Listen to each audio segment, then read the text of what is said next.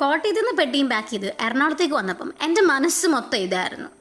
And നീ മെലിയും, നീ നല്ലപോലെ മെലിയും, നിനക്ക് വീട്ടിലെ പോലെ നല്ല ഫുഡൊന്നും ഇവിടെ കിട്ടാൻ പോകുന്നില്ല. അതുകൊണ്ട് നീ വിചാരിക്കുന്ന പോലെ ജിമ്മിലൊന്നും പോവാതെ തന്നെ നിനക്ക് ഈസി ആയിട്ട് മെലിയാം.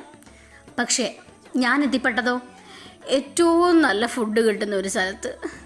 എന്താ പറയുക, എൻ്റെ വീട്ടിലേക്കാളും സൂപ്പർ ഫുഡ് കിട്ടുന്ന ഒരു സ്ഥലം. രാവിലെ തുടങ്ങുന്ന യുദ്ധമാണ് ഞാനും ഫുഡും തമ്മിൽ.